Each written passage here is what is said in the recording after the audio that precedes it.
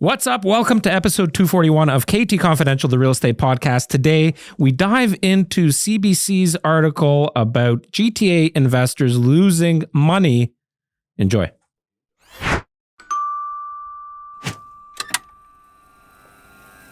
What's up, homie? How are you? I'm fantastic. We're officially in summer of 23. I'm still really sore. Did you see me out back yesterday and the day before? I don't know if you're spying on me through your windows. No, I don't see anything. I was on my hands and knees. I just to elaborate why I'm sore. I was on my hands and knees scraping the grout, which I understand is called pointing. Correct. Just so people understand. By hand, scraping it out of my back patio. And it took me 10 hours. Then the next day I cleaned it all up and put the new stuff in. But it was a bigger project than I anticipated, which is usually the case with tasks around the house. So when you removed the grout, we'll call it, between each patio stone, Yes. you then lifted it and put some fresh screening underneath? And No, I was going to. so you just shoved some sand under it, or what did you do? No, the stones were good. Oh, okay. It was just there were some perimeter ones that were sagging a little bit. Right. So those ones I fixed. I see. But the rest of them were pretty good. How'd you fix them? I picked up a bag of screening. Right. Well, that's what I just fucking asked. Yeah, but I didn't do it to all of the stones. The way you worded it implied that I did every stone. Oh, no, I meant, okay, sure. So yes, some of them I did. Right. Yeah, it turned out nice. And then you got a polymeric Yes. sand and filled it in and tamped it down. I knew it would have been a good idea, but I didn't rent one of those, those big vibrating machines. Yeah, that's what you need. Yeah. So I didn't do that. So, but I mean, it's not like it's the first time doing it. So the stones are pretty well settled. It still would have been beneficial, but instead I took my rubber mallet and just went to town on the Again, whole on your knees. patio on my knees. That's why I'm so sore. Anyways, but it looks good, and hopefully it lasts for another 8 to 10 years, and I don't have to do it again. That is one of my biggest pet peeves, and this is not the topic today. Today we're talking about GTA condo investors losing money on properties. So for you landlords and potential landlords out there, this is a bit for you, but just a general market update too. One of my biggest pet peeves is when you go to a home that's listed for sale. Yes. And you walk up to it with your potential buyers. I'm talking as a buyer representative now. Right.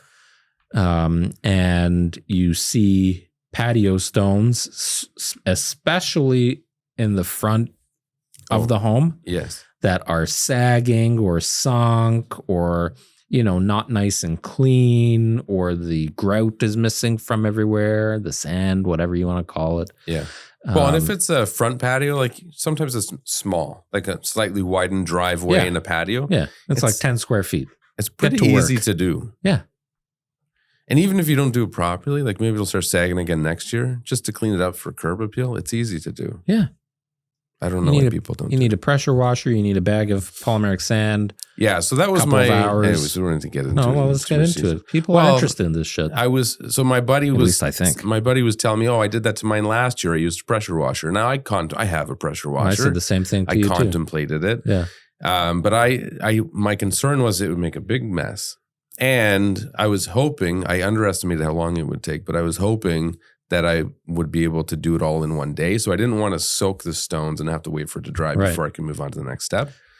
Little did I know it was a 10-hour project just to get started with the removal of the grout. But the other thing is I didn't want to pull out all of the screening from underneath the stones, which it inevitably would have taken some of it. Yes, if you're pressuring it to the point, to the point where it's removing everything right down to that screening, you're definitely going to get rid of some of that screening. Which is what I did when I scraped it. I got almost right down to the bottom. And then you're going to have more shifting next year. Right. But my buddy's actually sits on a concrete slab. I didn't know that was a thing. But then for sure, if I had that, I would have sprayed it. Yeah. All right. Moving on. More CBC article. It was published end of May. Still very relevant. More than half of GTA condo investors losing money on properties, says new report. Well, the important thing here is for the first time. So I didn't quite understand what research they were referring to. Well, first paragraph. Time. Last year marked the first time that more than half of investors in newly completed Greater Toronto Area condos were losing money on their rental properties. And I'm sure that's a direct correlation with the interest rates. Well, if you do the math, it's two things. The price of the condos. No, but this is new construction condos. And so closing in 2022, which means they bought them in 2020.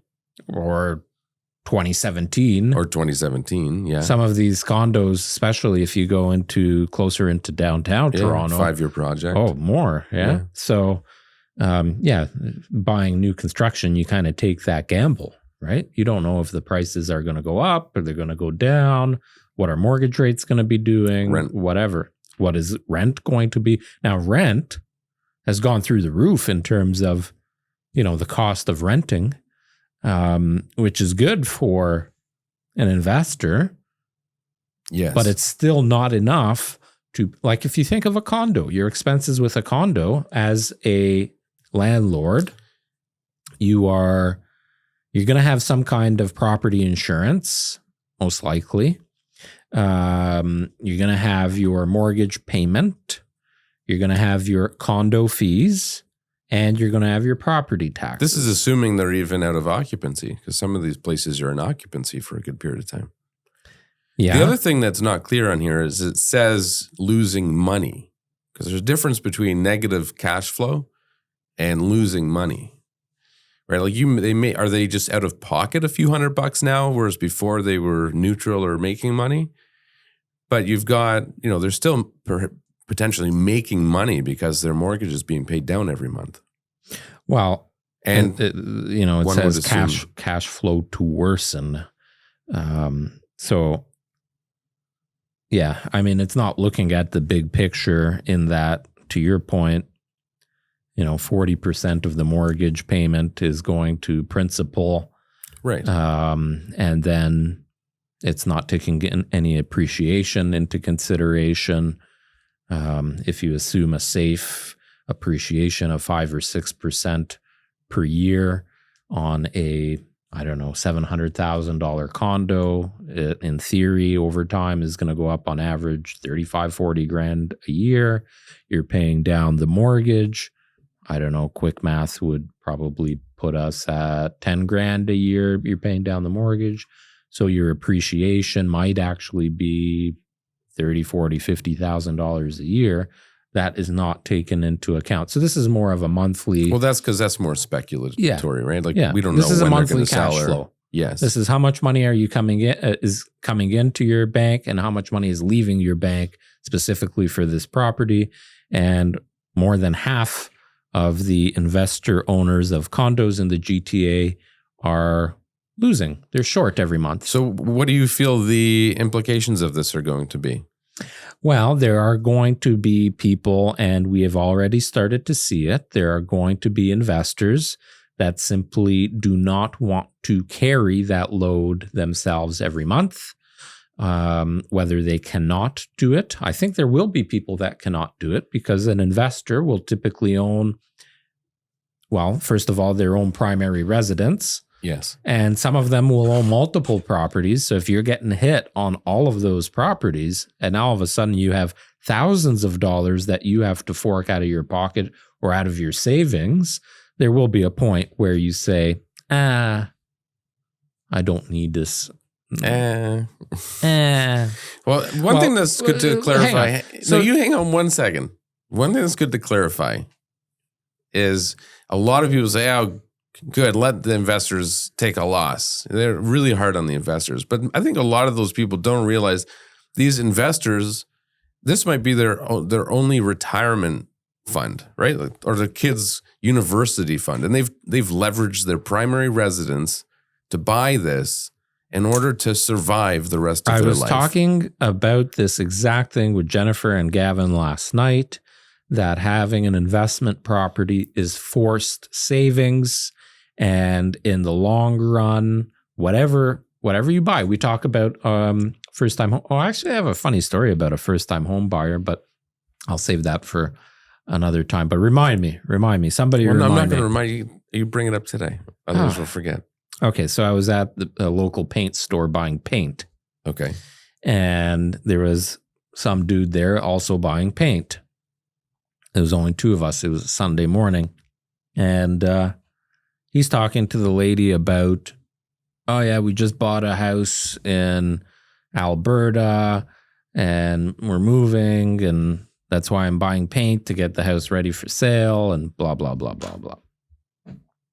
And then they started talking about house prices. And I haven't said a word yet. I'm just listening. They're talking to you? No, they're talking to each other. Oh, okay. They're talking to each other. The lady that worked at the paint store and the gentleman buying the paint. They're talking. And I'm waiting for my paint to be mixed and all that. And I'm just standing around listening. And they started getting into the prices in Alberta versus the prices in Ontario. And they started talking about first-time home buyers. Oh, I don't know how my kids are ever going to afford and all this.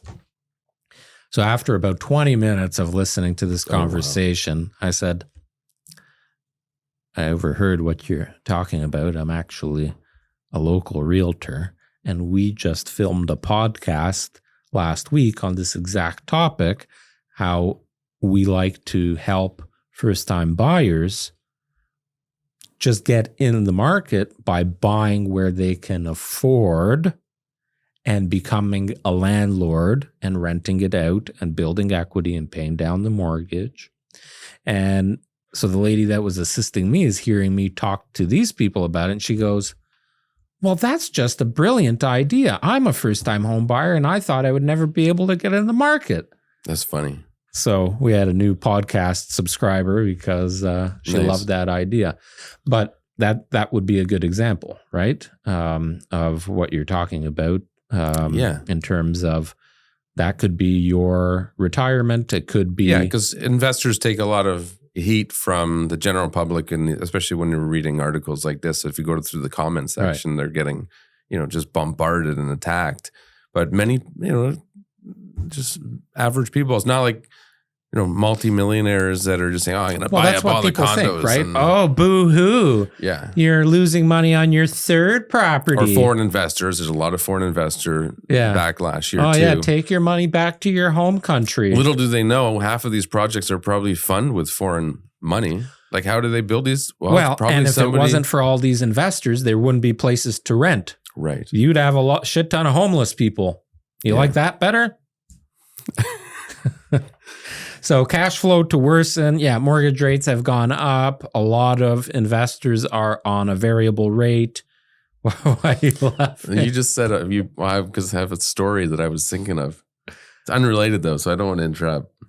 No, go ahead. Well, you got 3 minutes. It's really unrelated. But you said I have a story, so I thought it was a story. I was at, and I think you know about it, I was at an open house yesterday with Chris. We were both hosting an open house because it's a larger home, so we were both there hanging out. And he's like, "Oh, I've been holding on to this funny story I wanted to tell you." And I was at one of the boys', I don't know what he's at, like event, birthday party or sporting thing. Oh, I know this story. And he's like, I ran into this couple and they were talking real estate, and they said, "Oh yeah, one of the guys in your team showed us a house a while back." And I can't remember who it was. The guy calls his wife over, and I guess they figured out it was me. That's what they think, anyways. I think it was you. And then the wife says, "Oh, is he gay?" And I'm like, what gay vibes do I give off? I don't know. Maybe we should ask some of our gay clients to chime in here. I feel like I don't give any gay vibes off. It was a very funny story. But I'm still convinced it was you. They didn't really know definitively whether it was you or me that. Maybe they're just feeling the Pride Month vibe. Maybe. I'm going to take my voice down an octave. I don't think that will help. Anyways, on with the story. Not that there's anything wrong with that. No, not at all. Little Seinfeld reference for you. Anyway, listen, at the end of the day, I think it's good for the market if some of the investors divest, because it'll put some more inventory into the resale market to help balance it out, because right now there's a lack of inventory on the market of properties for sale. Some of these landlords are not good landlords. They just collect money and they don't care for the property. They don't care for the tenants. They're not qualifying these tenants properly. Not to say that everybody's like that, obviously, but that does exist. So I think, I think over the next 12 months, we're going to see a lot of turbulence in the investor world. Now, in my opinion, if you're new to investing in real estate in terms of additional properties other than your primary residence, I think there are some great opportunities now to buy at a price, because I think everybody's on the same page that in the dip over the last 12 months, that it's bottomed out, it's back on the climb, and it's not going to be, you're going to see peaks and valleys, but you're going to see consistent increases now, probably for a while. More sustainable. Very much so.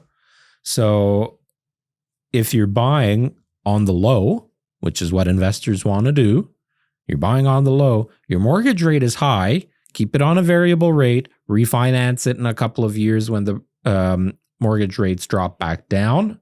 So now you're buying low and you're financing low. It's that time in between. You might have to take a little bit of a hit and put some money out of your pocket into the property.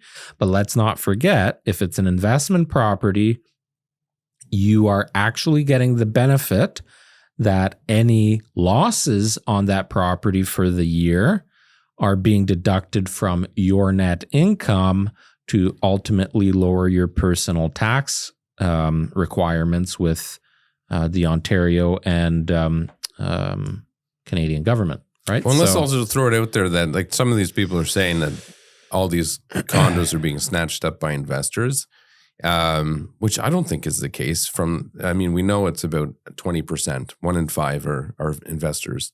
But I don't think there's been a time in our career where there have been more options available, where there have been more assignment sales on the market, where many of those assignment sales are taking a loss because they need to unload them. Tons of assignment sales. And I've never seen more builders offering incentives for real estate agents to bring buyers because there aren't people lining up at the door. Yeah. So for those people complaining, if you want to go buy one right now, because that's, the incentives have never been more appealing. We have an investor in our management portfolio through KT Property Management. This investor has several properties with us that we manage for them. And they just purchased a new construction condo here in Milton. And part of the reasoning was the incentives now to purchase. And I brought this to their attention because I felt it was a good deal. We got a lot of extras thrown in, which wasn't a thing in the past. And the closing is far enough out that, if we shine that crystal ball and kind of forecast the future, it is very likely it will be worth enough. Well, and for many of these people to make it worthwhile. I think a lot of these people are now, gone are the days of certainly the expectations of flipping for quick profit. I think most people getting in now are thinking more long-term. Yes. I think they understand the chances of having the opportunity to get a 30% increase year over year is unlikely. And, you hold on to these places for 5 to 10 years or longer, and you've built up a little. I don't want to say it's unlikely because it will happen again. It will, look at the history of real estate and real estate prices specifically in our province, but even in the country. Yeah. And there will be those peaks and valleys, crashes, whatever, indefinitely. It will continue to happen. So will there be a point in time where you could buy a new construction home and by the time you close on it, make a 6-figure profit? Probably. But will there be a point in time where you could do that and lose 6 figures? Probably. Yeah. So when and anytime you're purchasing a new property, you're taking that risk, a new construction, you're taking that risk.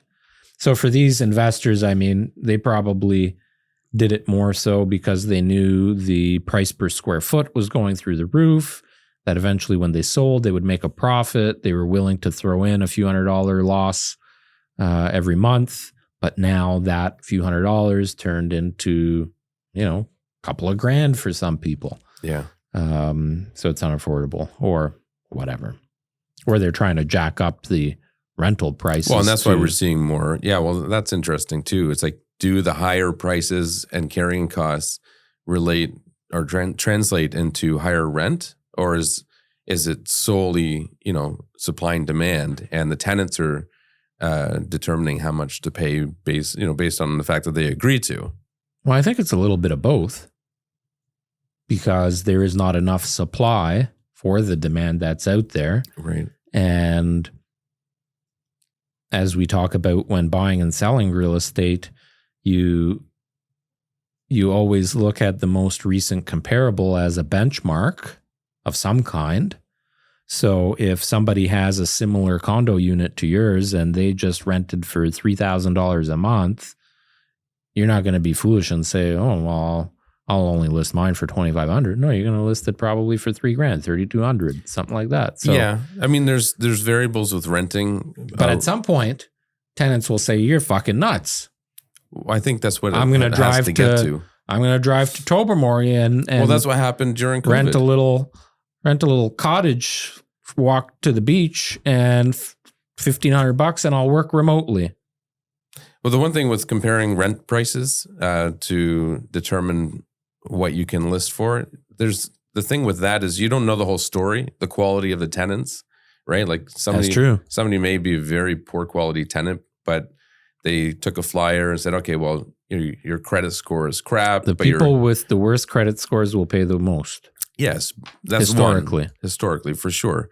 And that's pretty consistent. But also you may have somebody who had an unfortunate circumstance, right? Mm-hmm. Like bad credit, bad situation, divorce, death, whatever. Health issues. And then the landlord said, okay, well, I'll take a flyer and take a risk with you. You got to pay a little bit more to offset that risk. Yeah. But I'll give you a chance. Yep. So that you never know the circumstances. Yeah. Like, do you want a bad tenant paying high price or a good tenant paying a little bit lower? That's the yin and the yang of real estate investing.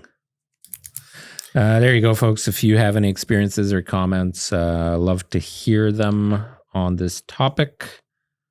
What do you guys think? Let us know. Bye for now. Ciao. Toodaloo. Hey, if you got a comment about this topic, we would love to hear what you've got to say. Please leave a comment, throw us a thumbs up and a subscribe. We'd really appreciate it.